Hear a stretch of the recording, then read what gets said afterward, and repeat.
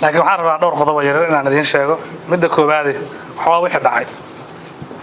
waxa dhacay waxay ahaayeen mudaharad la soo istaagay ma ahayn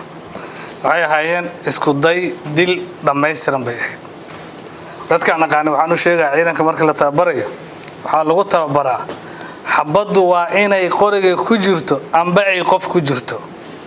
xabadihii maayida laga riday hotelka lagu ridaayay rag baa la rabay oo qoondeeyay farmaajo inay ku dhex jirto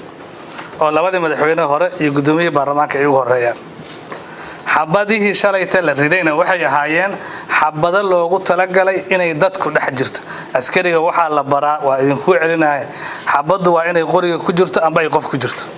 dadkii mudaaharaadayay oo ra'iisul wasaarihi hore ugu horeeyay ayaa loogu talagalay inay ku dhex jirto waxa dhacay marka waa isku day dil dambi caadi ah oo dawladaha qofka caadiga lagu dacweyn karo waa qofka aan lagu dacweyn maayo amarkaas qofka bixiyay waa farmaajan ku dacweynaa taasi waa qodobka labaad waxa uu yahay markaaga inaad hadasho qofka ku diido markaaga inaad xukuntana ma ogolo fagaarayaal ay ka hadlaan fagaaraan rabna inaan ka hadalno fagaaraha hadalkiisa qofka hor istaagay in inta doorasho ay dhacdo sanduuqa looga adkaado xafiiska laga wareego ma aqbali karin shalayta waxa la diiday daljirka dahsoon in lagu qabto banaanbax kaltanka daljirka dahsoon ninka diidan kaltanka filla Soomaaliya la isu badbadalayo ee asaga uu ku yimid ma aqbalay qodobka xiga waxa uu yahay mudaaharaad qofka aan u adkeysan karin oo in asaga loo mudaaharaado ma ahayna aan aqbali karin qofka inuu mudaaharaado uma adkeysan kariyo in qof kalena la doorto waxa soo dhaco idil waxa looga jeedaa marka in arrimaha lagu hor istaago nuxurku waxa uu yahay dalaan mudaaharaad ka dhici karin doorasho kama dhici karto 17 September iyo doorashooyinka iyo maamulada iyo hay'adaha yimaadaan ayaan marar badan maqalnaa internationalka aan ka maqalnaa meel aan lagu mudaaharaadi karno iskuma dooran karo ilaa mudaaharaadyada aan damacsanaa ay meel ka maraan dalkaasi waa in la xaqiiqsado qof kasta oo xaaladaha Soomaaliya khuseeyaan in wax doorasho ka dhici kara aysan jirin hadii mudaaharaad xor ah oo xalaal ah uusan ka dhicin midda sii hartay waxa ay tahay dawladda ka soo shaqeeyay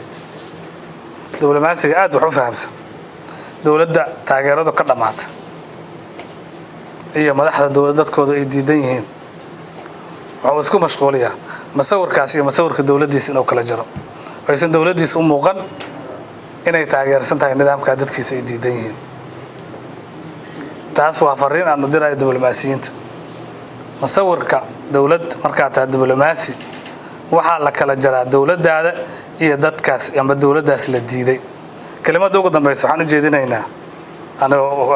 anaga saaxiibaday ciidamadan u jeedinaynaa laba arrimood aan u sheegaynaa horta ninka amarka idin siinaya nin sharciya ma aha waqtigii waa ka dhamaaday maslaxad qaran iyo mid dal iyo danguud oo ku maqan yahay amaradiisa ku aadan yihiin ma jirto dad waxba galabsan in la dilo rabaa dastuurka lagu tuto rabaa dadku inay iska hor yimaadeen rabaa dawladdu markay dunto ciidamadu ma dhisnaadaan laakiin dawladdu markay dhisan tahay ciidanku dhisan yahay marka inuu ku amrana xaq sharci uma laha waxa uu ku amraayana danguud ku amri maayo ina ka diidaa kala simo mahadsan